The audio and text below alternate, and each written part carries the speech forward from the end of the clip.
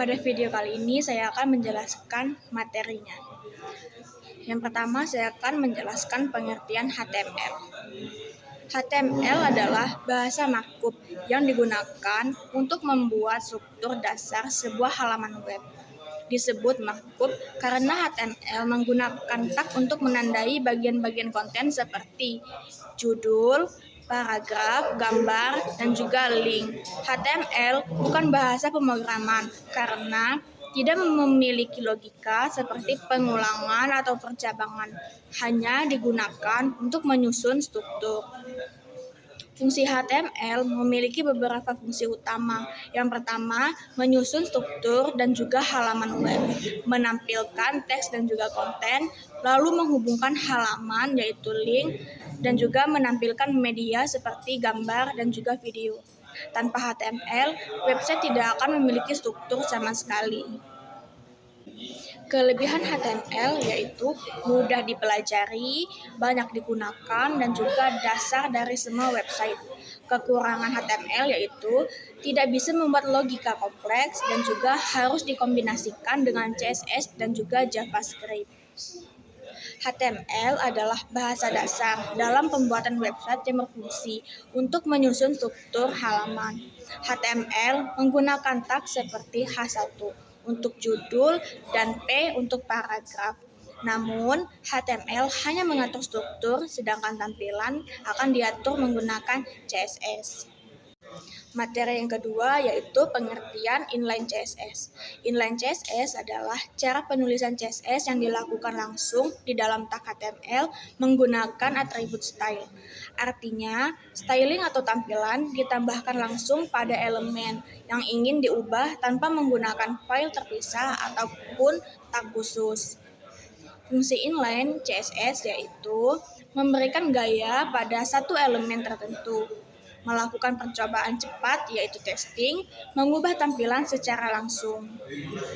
Kelebihan inline CSS yaitu mudah digunakan, cepat diterapkan, dan juga tidak perlu file tambahan. Namun, kekurangan inline CSS yaitu tidak rapi jika digunakan banyak, sulit dikelola, tidak bisa digunakan ulang, dan juga tidak efisien untuk proyek besar. Kapan inline CSS ini bisa digunakan? Inline CSS biasanya digunakan saat testing ataupun belajar perubahan kecil pada satu elemen. Jadi, inline CSS adalah cara paling sederhana dalam menggunakan CSS karena ditulis langsung di dalam tag HTML menggunakan atribut style. Namun, penggunaan inline CSS kurang disarankan untuk proyek besar karena membuat kode menjadi tidak rapi dan juga sulit dikelola. Selanjutnya, saya akan menjelaskan materi yaitu pengertian eksternal CSS. Eksternal CSS adalah cara penulisan CSS yang disimpan di dalam file terpisah dengan ekstensi CSS, lalu dihubungkan ke file HTML.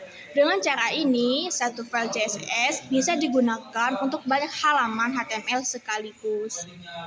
Fungsi eksternal CSS digunakan untuk yang pertama, mengatur tampilan website secara terpusat, yang kedua, membuat kode lebih rapi, yang ketiga, memudahkan pengelolaan tampilan, yang keempat, digunakan pada proyek website yang besar. Kelebihan eksternal CSS yaitu yang pertama, kode lebih rapi dan terstruktur. Yang kedua, bisa digunakan ulang di banyak halaman. Yang ketiga, mudah dalam perawatan. Yang keempat ini mudah dan juga lebih profesional.